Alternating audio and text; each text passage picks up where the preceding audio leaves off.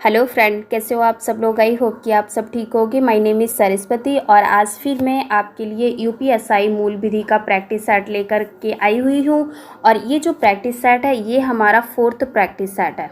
कौन सा ये प्रैक्टिस सेट है? तो ये 4th नंबर का प्रैक्टिस सेट है। इससे पहले हमने 3 प्रैक्टिस सेट कंप्लीट कर लिए हैं और इससे पहले हमने 2 प्रीवियस ईयर क्वेश्चन भी कंप्लीट कर लिए हैं, जो कि हमने 2014 एंड 2017 का प्रैक्टिस सेट कंप्लीट कर लिया है।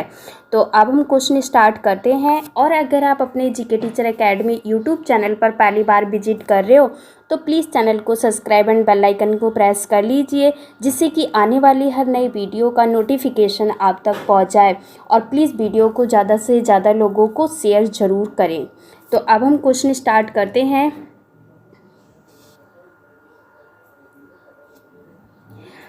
फर्स्ट क्वेश्चन है, घरेलू हिंसा से स्त्री संरक्षण अधिनियम 2005 का विस्तार कहाँ तक है?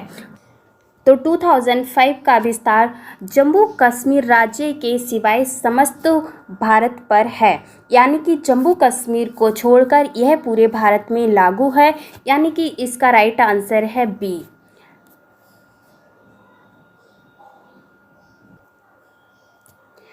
नेक्स्ट क्वेश्चन है, किशोर न्याय यानी कि बालकों की देखरेख एवं संरक्षण अधिनियम की किस धारा के अंतर्गत किशोर अथवा बाल को क्षेत्र अधिकार के भार भेजने का प्रावधान वर्णित है?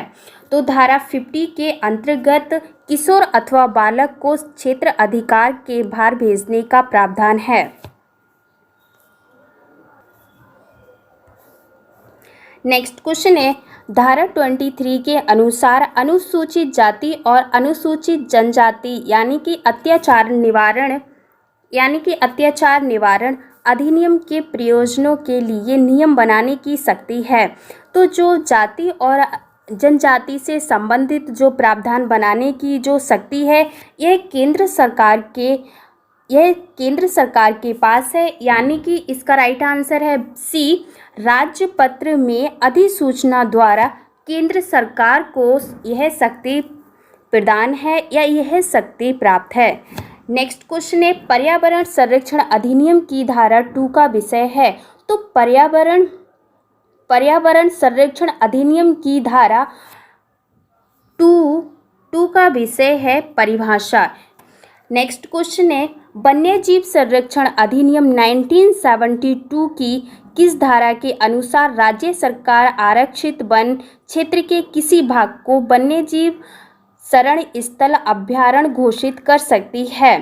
तो धारा 18 के अंतर्गत वन्य संरक्षण अधिनियम 1972 की धारा के अनुसार राज्य सरकार आरक्षित वन क्षेत्र के किसी भी भाग को वन्य जीव शरण स्थल अभयारण्य घोषित कर सकती है। डन।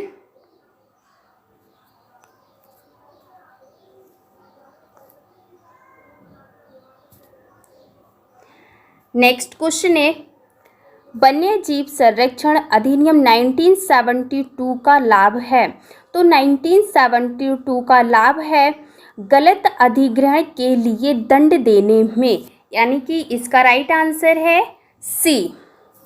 नेक्स्ट क्वेश्चन है, सूचना प्रौद्योगिकी अधिनियम की कौन सी धारा में कंट्रोलर की निर्देशन देने की शक्ति वर्णित है? तो कंट्रोलर धारा 68 के अंतर्गत वर्णित है। नेक्स्ट क्वेश्चन है, निम्न में से क्या साइबर अपराध का विषय है? तो साइबर अपराध का विषय है सूचनाओं की चोरी करना, सूचनाओं को नष्ट करना, किसी प्रोग्राम में अवैध रूप से प्रवेश करना। इसका राइट आंसर है डी, यानी कि ये तीनों साइबर अपराध का विषय है। नेक्स्ट क्वेश्चन है, अपराधों के अन्वेषण की सस्ती सूचना प्रौद्योगिकी अधिनियम की किस धारा में वर्णित है? तो अधिनियम 78 के अंदर वर्णित है।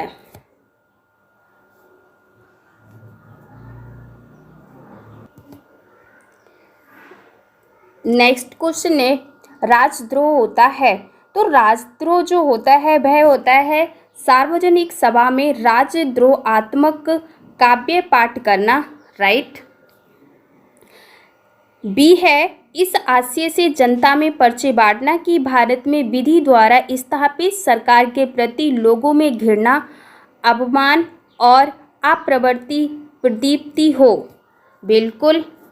सी है आम जनता को अपने भाषण द्वारा भारत में विधि द्वारा स्थापित सरकार द्वारा बनाए गए कानूनों की अवज्ञा करने के लिए उकसाना और सरकार के प्रति घृणा उत्पन्न करना।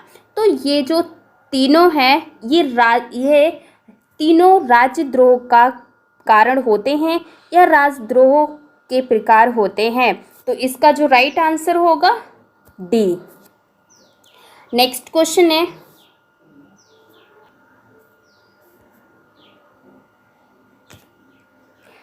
क्वेश्चन है निरुद्ध किए गए व्यक्तियों को अस्थायी विमोचन राष्ट्रीय सुरक्षा अधिनियम 1980 की किस धारा के अंतर्गत किया गया है।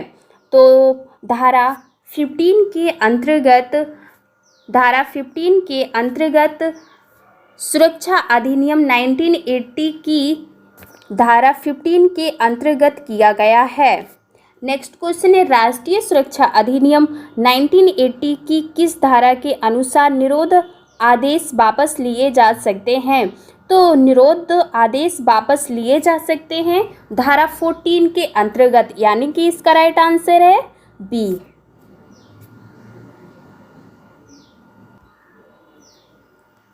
नेक्स्ट क्वेश्चन है सूचना का अधिकार अधिनियम 2005 का प्रमुख उद्देश्य है। 2005 के प्रमुख उद्देश्यों की बात करें तो इसका उद्देश्य है ए ऑप्शन है सरकार के क्रियाकलापों में पारदर्शिता लाना है। सेकंड ऑप्शन है प्राधिकारियों की जवाबदेही स्पष्ट करना। सी ऑप्शन है सत्ता के दुरुपयोग पर अंकुश लगाना। तो इसका जो राइट आंसर है डी, क्योंकि सरकार के क्रियाकलापों में पारदर्शिता लाना ये भी 2005 का प्रमुख उद्देश्य है। सेकंड है प्राधिकारियों की जवाबदेही स्पष्ट करना, यह भी सूचना का अधिकार अधिनियम 2005 का प्रमुख उद्देश्य है। सी ऑप्शन है सत्ता के दुरुपयोग पर अंकुश लगाना, ये भी सूचना का अधिकार अधिनियम 2005 का प्रमुख उद्देश्य है। नेक्स्ट क्वेश्चन है सूचना का अधिकार अधिनियम 2005 के अधीन अभिलेख में सम्मिलित है। तो 2005 के अधीन अभिलेख में जो सम्मिलित है वह है ऐसी माइक्रोफिल्म में उकेरी हुई छवि या कोई उदाहरण या तथा कंप्यूटर या किसी अन्य उपकरण द्वारा उत्पादित कोई अन्य सामग्री। तो इसका राइट आंसर होगा सी। नेक्स्ट क्वेश्चन है भारत के किस राज्य में भारतीय दंड संहिता लागू नहीं होती है। तो भारत के किस राज्य में भारतीय दंड संहिता लागू नहीं होती है। तो यह जम्मू एवं कश्मीर में भारतीय दंड संहिता लागू नहीं होती है।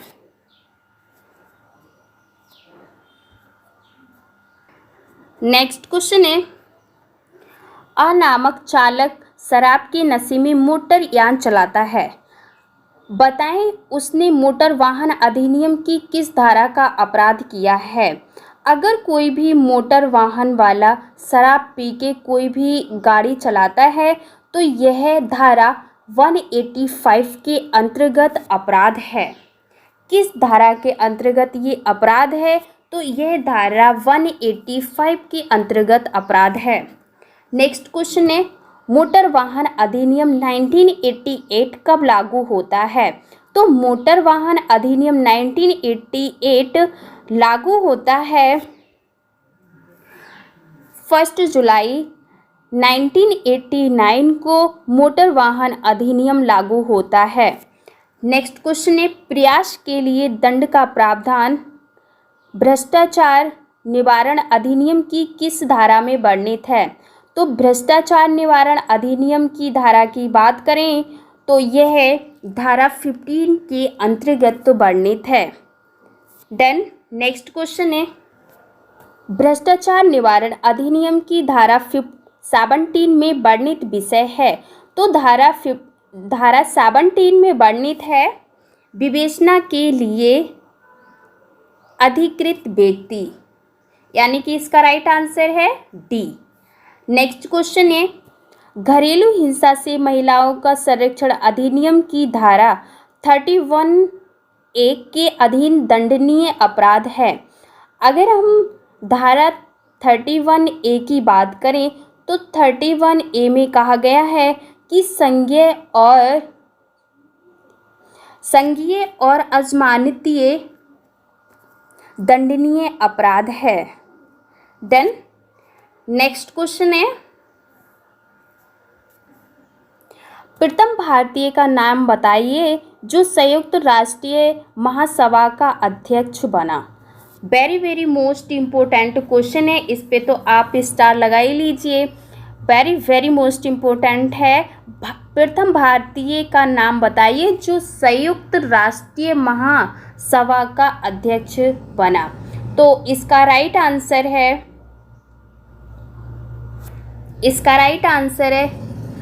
सी, श्रीमती विजय लक्ष्मी पंडित भारत की पहली संयुक्त राष्ट्रीय सभा की अध्यक्ष बनी। नेक्स्ट क्वेश्चन, किसने कहा था तुम मुझे खून दो मैं तुम्हें आज़ादी दूंगा। इसका राइट आंसर है बी, सुभाष चंद्र बोस जी ने कहा था तुम मुझे खून दो मैं तुम्हें आज़ादी दूंगा। नेक्स्ट क्वेश्चन है, मानव हृदय कितने चैम्बरों में विभक्त होता है। तो अगर हम मानव हृदय की बात करें तो यह चार चैम्बरों में विभक्त होता है, यानी कि इसका राइट आंसर है डी। नेक्स्ट क्वेश्चन है, सारे जहां से अच्छा इस मशहूर गीत के लेखक कौन थे। इसके लेखक थे मोहम्मद इकबाल जी, सारे जहां से अच्छा।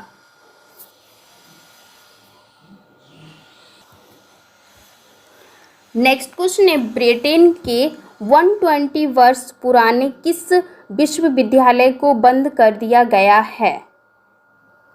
तो 120 वर्ष पुराने वेल्स विश्वविद्यालय को बंद कर दिया गया है, यानी कि इसका राइट आंसर है बी।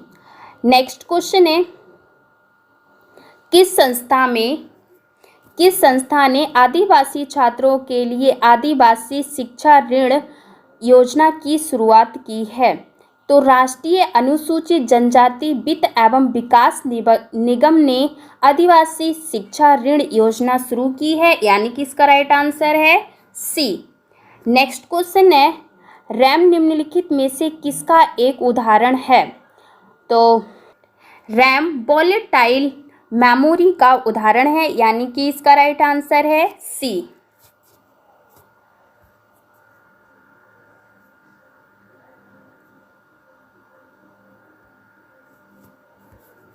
नेक्स्ट क्वेश्चन है, भारत में अंग्रेजी शिक्षा शुरू की थी, या फिर भारत में अंग्रेजी शिक्षा की शुरुआत किसके द्वारा की गई थी। लॉर्ड मैकाले ने अंग्रेजी शिक्षा की शुरुआत की थी। नेक्स्ट क्वेश्चन है, भारत में प्रमुख फ्रांसीसी बस्ती बताएं। तो फ्रांसीसी बस्ती है पुदुचेरी।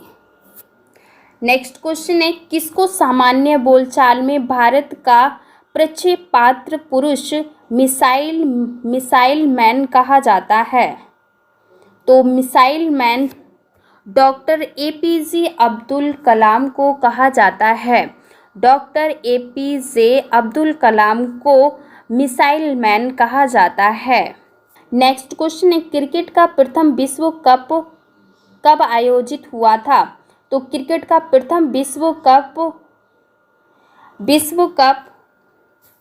1975 में आयोजित किया गया था।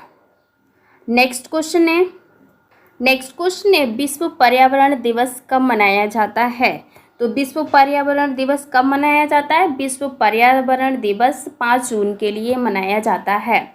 नेक्स्ट क्वेश्चन है, किसने कहा था कि मनुष्य एक सामाजिक प्राणी है? तो किसने कहा था मनुष्य एक सामाजिक प्राणी है? तो अरस्तु जी ने कहा था कि मनुष्य एक सामाजिक प्राणी है। नेक्स्ट क्वेश्चन है, देश में सर्वाधिक दूरी करने वाले ट्रेन विवेक एक्सप्रेस किन दो स्थानों के बीच चलती है?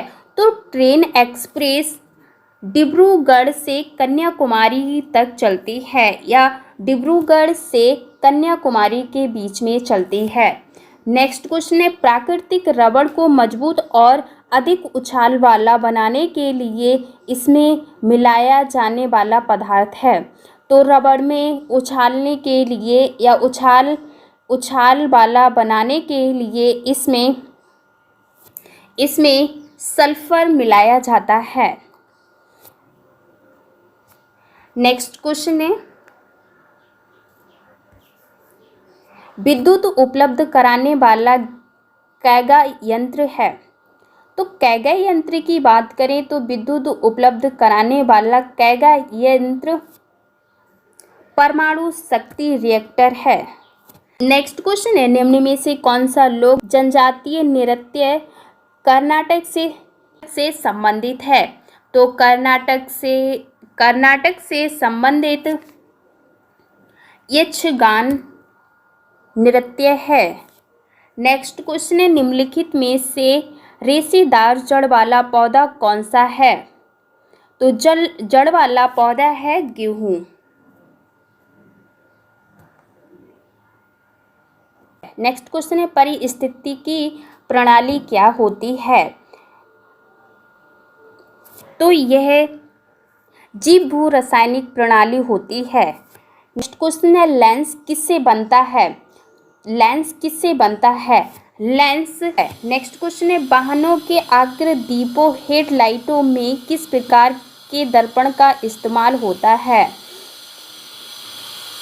तो यह पल्लीय दर्पण का प्रयोग किया जाता है। नेक्स्ट क्वेश्चन है, जीवाणुवीय रोग किसमें पाए जाते हैं? जीवाणुवीय पौधे में, पशु में, मानव में, इन तीनों में जीवाणुवीय रोग पाए जाते हैं। नेक्स्ट क्वेश्चन है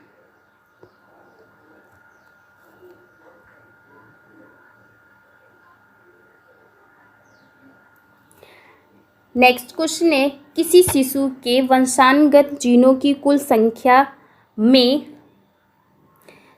कुल संख्या में माता और पिता प्रत्येक में प्राप्त जीनों की संख्या समान होती है, यानी कि इसका राइट आंसर है सी। नेक्स्ट क्वेश्चन है, उपादान लागत पर राष्ट्रीय आय निम्नलिखित में से किसके बराबर होती है? तो राष्ट्रीय आय निव्वल राष्ट्रीय उत्पादन अप्रत्यक्ष कर प्लस सहायता में बराबर होती है, यानी कि इसका राइट आंसर है ए। नेक्स्ट क्वेश्चन है, किस पंचवर्षीय योजना का मुख्य उद्देश्य आर्थिक आत्मनिर्भरता था? चतुर्थ पंचवर्षीय योजना में आर्थिक आत्मनिर्भर था।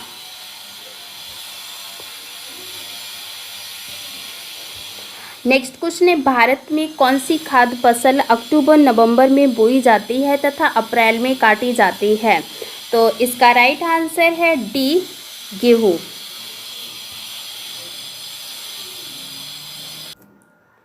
नेक्स्ट क्वेश्चन है, कुबत उल इस्लाम मस्जिद दिल्ली का निर्माण निम्नलिखित में से किसके द्वारा किया गया था? तो कुबत उल इस्लाम मस्जिद का निर्माण कुतुबुद्दीन ऐबक के द्वारा किया गया था। नेक्स्ट क्वेश्चन है, दिल्ली का वह सुल्तान कौन था जिसकी मृत्यु पोलो खेलते हुए हुई थी? तो इसका राइट आंसर है ए, कुतुबुद्दीन ऐबक की मृत्यु पोलो खेलते समय हुई थी। नेक्स्ट क्वेश्चन है, करीबा बांध किस नदी पर स्थित है? करीबा बांध किस नदी पर स्थित है? तो जाम्बेजी नदी पर करीबा बांध स्थित है। आई होप ये क्वेश्चन आपको अच्छे लगे होंगे और आज की क्लास में भी हमने 50 क्वेश्चन कंप्लीट कर लिए हैं और मिलते हैं एक और नए प्रैक्टिस सेट के साथ। तब तक के लिए अपना ध्यान रखना और अगर आपने अभी तक वीडियो को लाइक एंड सब्सक्राइब नहीं किया है तो प्लीज़ वीडियो को लाइक एंड चैनल को सब्सक्राइब कर लीजिए, जिससे कि आने वाली हर नई वीडियो का नोटिफिकेशन आप तक पहुंच जाए। तो मिलते हैं एक नए प्रैक्टिस सेट के साथ, तब तक के लिए अपना ध्यान रखना।